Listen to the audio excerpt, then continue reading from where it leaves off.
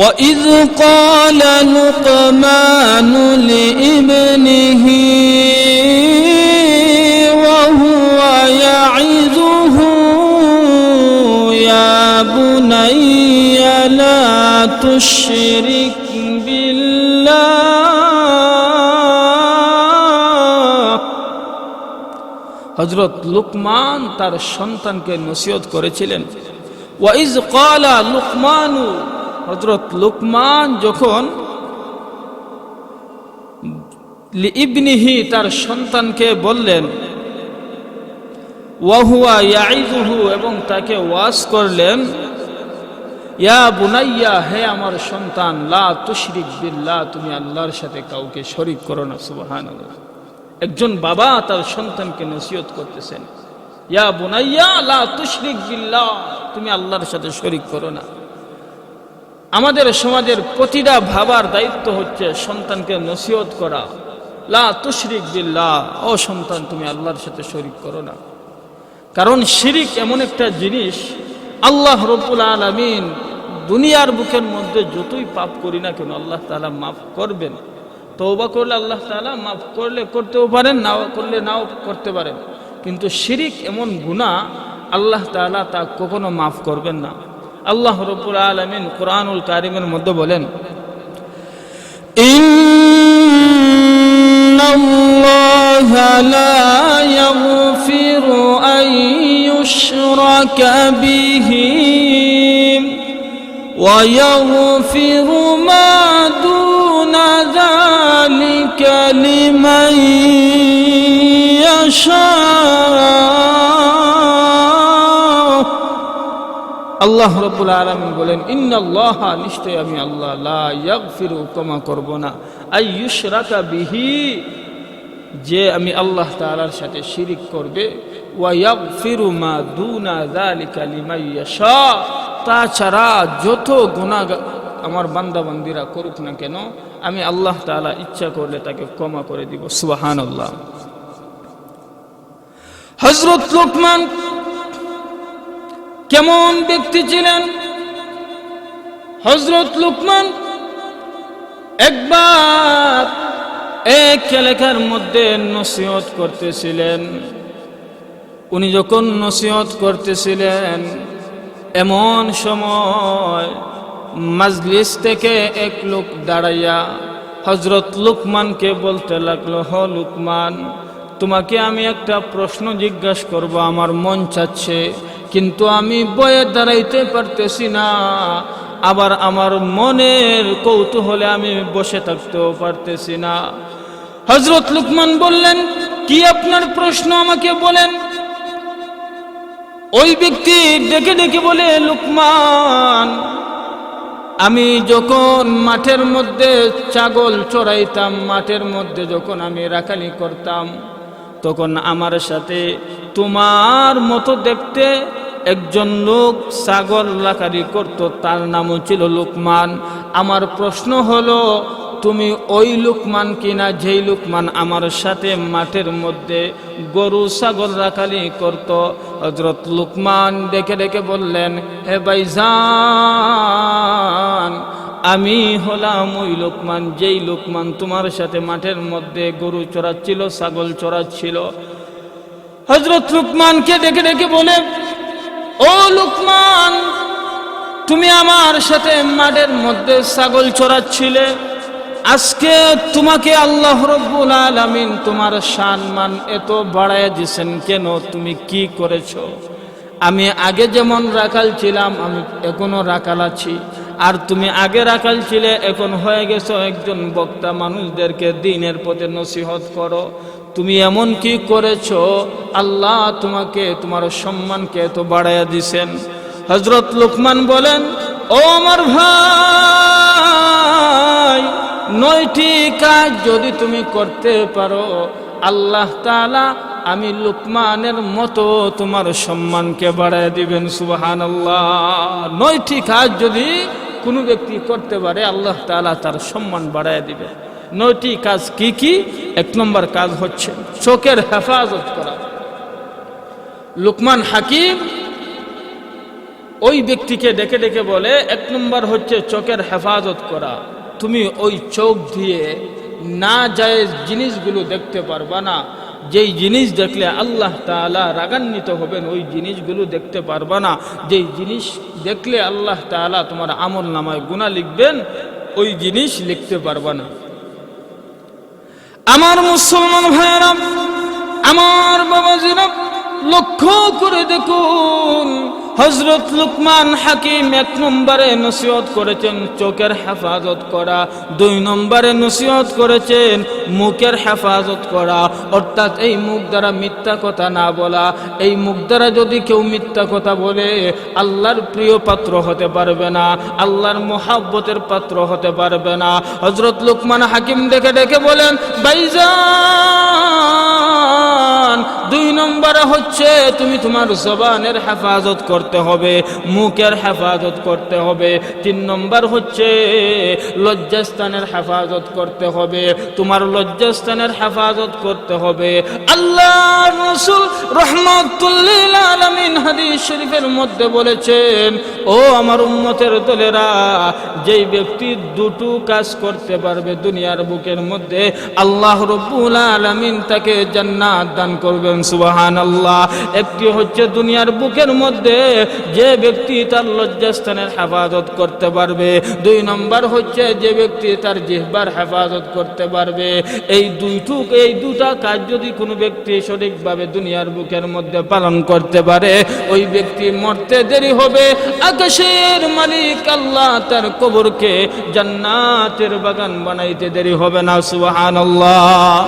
হযরত লুকমান তার সাথী ভাইকে তিন নম্বরে নসিহত করে, ও আমার সাথী ভাই, তিন নম্বরে হচ্ছে তুমি তোমার লজ্জাস্থানকে হেফাজত করতে হবে, লজ্জাস্থানের হেফাজত করতে হবে।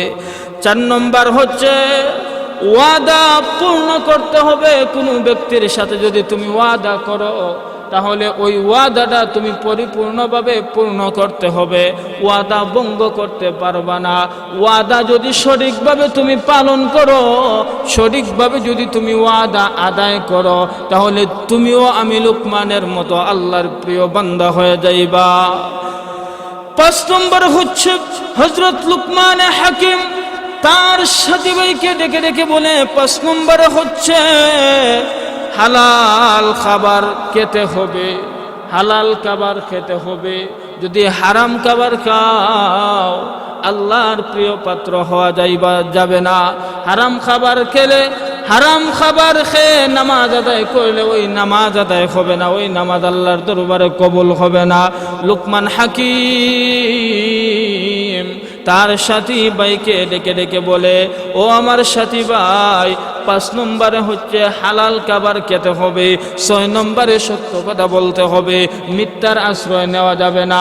আসিদকু ইউনজি ওয়াল কিযবু ইহলিক, সত্য বললে আল্লাহ তাআলা বিপদ আপদ থেকে মুক্তি দান করবেন, আর মিথ্যা কথা বললে আল্লাহ ধ্বংস করে দিবেন। হযরত লুকমান হাকিম তার সাথী ভাইকে ছয় নম্বরে যে আদেশটা করলেন সেটি হচ্ছে, ও আমার সাথী ভাই, তুমি সদা সর্বদা সত্য কথা বলতে হবে। সাত নম্বরে আমি লুকমান হাকিম তোমাকে বলছি, আত্মীয় স্বজনের খোঁজ খবর নিতে হবে। আজকে তো আপনি আমি আত্মীয় স্বজনের সাথে ভালো ব্যবহার করি না, তাদের খোঁজ খবর নেই না। তারা যদি আমার বাড়িতে মেহমান হয়ে আসে আমার কষ্ট লাগে, আমার কষ্ট লাগে, আমার স্ত্রীর কষ্ট লাগে। অথচ লুকমান হাকিম তার সাথী ভাইকে ডেকে ডেকে বলেন, সাত নম্বরে তুমি তোমার আত্মীয় স্বজনের খোঁজ খবর নিতে হবে, তার সাথে ভালো ব্যবহার করতে হবে, তাকে মেহমানদারি করাতে হবে। আট নম্বরে হচ্ছে হযরত লুকমান হাকিম তার সাথী ভাইকে ডেকে ডেকে বলে, আট নম্বরে মেহমানের কদর করতে হবে, মেহমানকে সম্মান দিতে হবে। নয় নম্বরে হচ্ছে সত্যের উপর অটল অবিচল থাকতে হবে, ইস্তেকামত থাকতে হবে। ও আমার সাথী ভাই, এই 9টা কাজ যদি তুমি সঠিকভাবে আদায় করতে পারো, এই 9টা কাজ যদি তুমি সঠিকভাবে পালন করতে পারো, আমি লুকমানের মতো তুমিও আল্লাহর কাছে প্রিয় বান্দা হয়ে যাইবা। সেই লুকমান তার সন্তানকে নসিহত করতেছে, ওই নসিহতটা আল্লাহ রব্বুল আলামিন কোরআনুল কারীমের মধ্যে স্বর্ণালী অক্ষরে লিখে দিলেন। আল্লাহ রব্বুল আলামিন নিজেই বলেন, ওয়া ইয ক্বালা লুকমানু লিইবনিহি ওয়া হুয়া ইয়াইযুহু। হযরত লুকমান যখন তার সন্তানকে ওয়াজ করলেন, বর্ণনা করলেন, ইয়া বুনাইয়া, হে আমার সন্তান, হে আমার বৎস, লা তুশরিক বিল্লাহ, তুমি আল্লাহর সাথে কাউকে শরীক করো না, তুমি আল্লাহর সাথে কাউকে অংশীদার করো না। আজকে তো আপনি আমি আল্লাহর সাথে শিরিক করি, অংশীদার করি। আল্লাহ রব্বুল আলামিন বলেন, বান্দারে, আমি আল্লাহর সাথে যদি শিরিক করো, অংশীদার করো, আমি আল্লাহ কখনো তা মাফ করব না। আজকে যদি দুনিয়ার বুকের মধ্যে কোনো মহিলার ঘরে সন্তান না হয়, তাহলে মাজারের মধ্যে চলে যায়, বাবার দরবারে গিয়ে বাবার কাছে সন্তান যায়, নাউজুবিল্লাহ। অথচ আল্লাহ বলেন, ও দুনিয়ার বান্দা বান্দিরা, সন্তান দেনওয়ালা একমাত্র আমি আল্লাহ। আমি আল্লাহর কাছে সন্তান চাও। আমি আল্লাহ কাকে কখন সন্তান দেব তা আমি আল্লাহ একমাত্র সিদ্ধান্ত করি। এই জন্য সন্তান যদি চাইতে হয়, আল্লাহর কাছে চাইতে হবে। আল্লাহ রব্বুল আলামিন বলেন, হযরত লুকমান হাকিম তার সন্তানকে নসিহত করেছিল, লা তুশরিক বিল্লাহ, তুমি আল্লাহর সাথে কাউকে শরীক করো না। ইন্না শিরকা লা যুলমুন আযীম। হযরত লুকমান হাকিম তার সন্তানকে বলেন, নিশ্চয় শিরিক সব চাইতে বড় গুনাহ, ভয়ানক একটা গুনাহ। এই জন্য হযরত লুকমান হাকিম তার সন্তানকে নসিহত করেছিলেন, হে আমার সন্তান, হে আমার বৎস, তুমি আল্লাহর সাথে কাউকে অংশীদারিত্ব করো না। নিশ্চয় অংশীদারিত্ব, শিরিক হচ্ছে বড় জঘন্যতম একটা গুনাহ। এরপরে হযরত লুকমান হাকিম তার সন্তানকে নসিহত করলেন, وَوَصَّيْنَا الْإِنسَانَ بِوَالِدَيْهِ حَمَلَتْهُ أُمُّهُ وَهْنًا عَلَى وَهْنٍ وَفِصَالُهُ فِي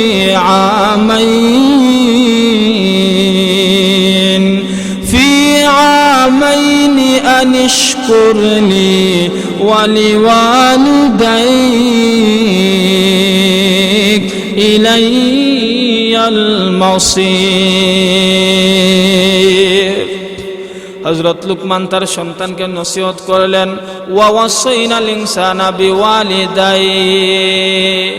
ও আমার সন্তান, তুমি তোমার মার সাথে ভালো ব্যবহার করবা। তুমি তোমার মায়ের সাথে ভালো ব্যবহার করবা। যেই মা 10 মাস 10 দিন তোমাকে গর্ভ ধারণ করেছে, 2 থেকে 2.5 বছর তোমাকে দুধ খাইয়েছে, 2 থেকে 2.5 বছর তোমাকে দুধ পান করাইছে, নিজের শরীরের মধ্যে শক্তি নাই, তারপরেও তোমাকে দুধ পান করাইছে।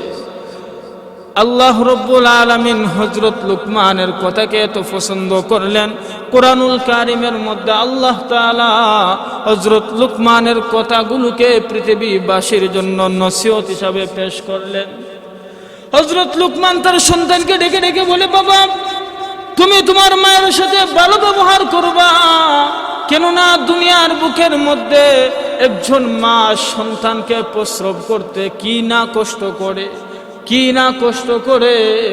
একজন মায়ের গর্ভে যখন সন্তান চলে যায়, মায়ের ঘুম হারাম হয়ে যায়, খাওয়া দাওয়া হারাম হয়ে যায়, শুধু কষ্ট আর কষ্ট। মা যখন খাইতে বসে, সন্তান পেটের মধ্যে যখন নড়াচড়া দেয়, মা ওই খাবার ছেড়ে দিয়ে বিছানার মধ্যে পড়ে গিয়ে চোখের পানি ছেড়ে দিয়ে কাঁদে। ওই মাকে যারা দুনিয়ার বুকের মধ্যে কষ্ট দিবে, আল্লাহ রব্বুল আলামিন তাকে দুনিয়া এবং আখিরাতে শান্তি দিবে না।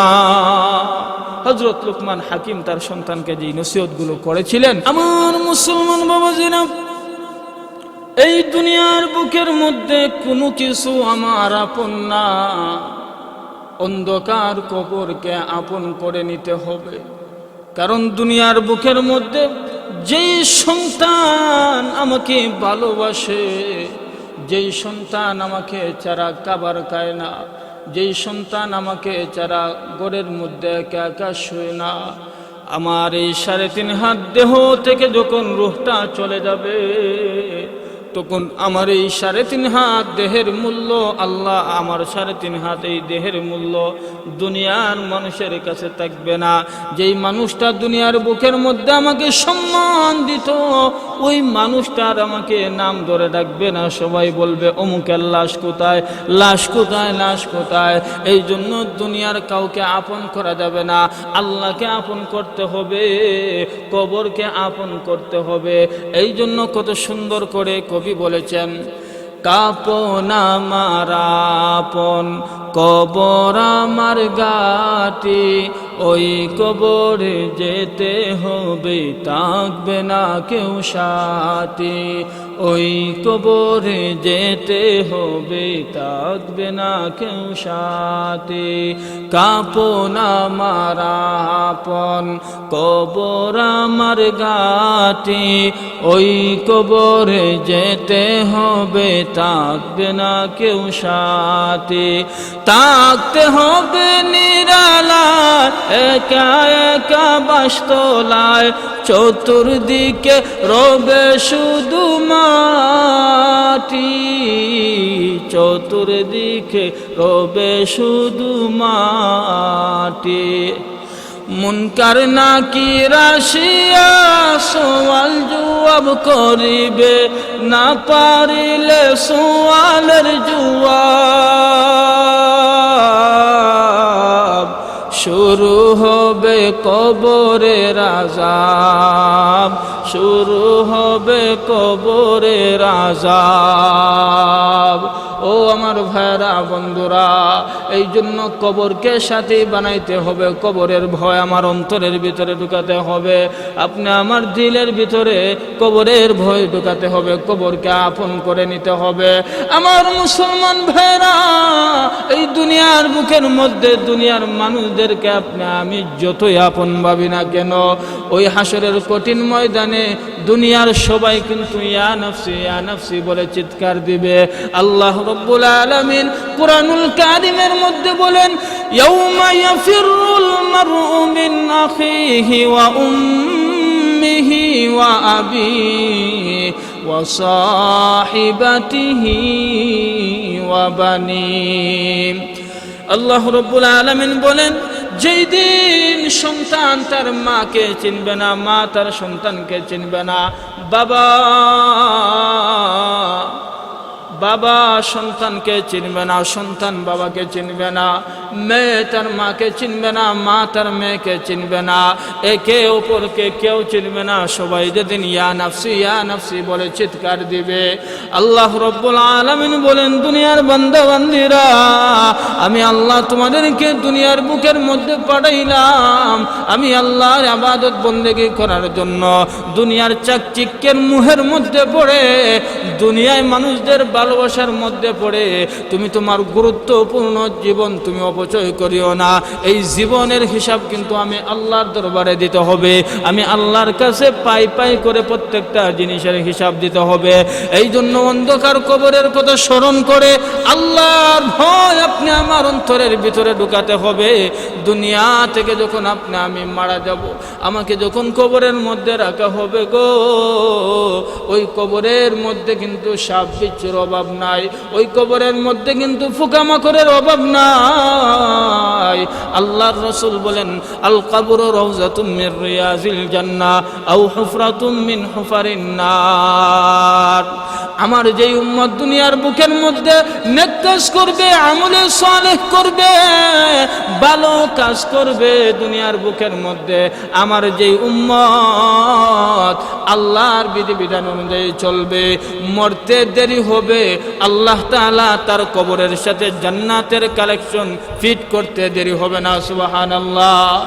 আর দুনিয়ার বুকের মধ্যে আমার যে উম্মত আল্লাহর নাফরমানি করবে, দুনিয়ার বুকের মধ্যে আমার যেই উম্মত আল্লাহর বিধিবিধান অনুযায়ী চলবে না, ওই ব্যক্তি মরতে দেরি হবে। আল্লাহ তাআলা জাহান্নামের কালেকশন তার কবরের সাথে ফিট করতে দেরি হবে না। এই জন্য দুনিয়ার বুকের মধ্যে আল্লাহর গোলামি করতে হবে, তার দাসত্ব করতে হবে, তার ইবাদত বন্দেগী করতে হবে। তার ইবাদত বন্দেগী যদি আপনি আমি করতে পারি, আল্লাহ রাব্বুল আলামিনের পয়গম্বর রাহমাতুল লিল আলামিন বলেন মরতে দেরি হবে, আল্লাহ তাআলা জান্নাতের মধ্যে দিতে দেরি হবে না। হুজুরের পরবর্তী ওয়াজ আসিতেছে আমাদের ইউটিউব চ্যানেলে, তাই সাবস্ক্রাইব করে সাথেই থাকুন।